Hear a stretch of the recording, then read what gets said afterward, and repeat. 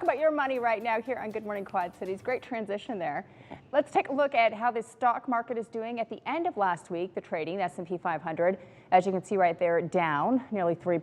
NASDAQ down about 3%, and the Dow Jones Industrial Average down exactly 3%.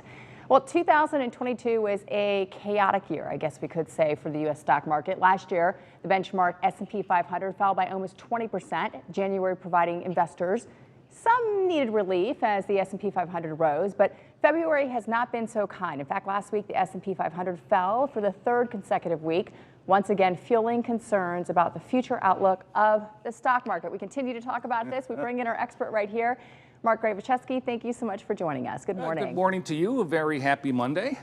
Do you have a case of the Mondays today? A little bit. It's been a little bit chaotic. Yeah. So with the snapshot that we just talked about, where are we going with this today? Yeah, you just look at a graph of the recent performance of the S&P 500, you just automatically say, ouch. But, you know, it all ties back to inflation. It was inflation that triggered this ongoing 14-month decline in the U.S. stock market that started back in the early days of January of last year. To help get this high inflation under control, the Federal Reserve has been forced to become extremely aggressive in raising interest rates. In fact, it's been the most aggressive pace of interest rate hikes by the U.S. Federal Reserve in over 40 years. And that combination of high inflation, rising interest rates, and risks sending the economy into a recession. And it's that anxiety by Wall Street of the economy going into a recession, that's triggered this ongoing 14-month decline in the stock market. Now, control booth, I think we have a graph here of the S&P 500. So we can talk about what has happened, and also let's talk about what your prediction is for the rest of the year. So you go back, let's go forward as well. Here we go here. So to kind of get back to that a little bit, if we look at this graph here, initially, in January, we had this 1 month rally, and then we had February's decline. If we look at this, this is very similar to what we've seen over the past 8 months. We get this initial spike on the hope that maybe inflation is finally under control. But then we get some additional economic data that says, no, inflation still poses a significant problem. Yeah, and we've definitely been seeing that. So what's your outlook for the rest of the year?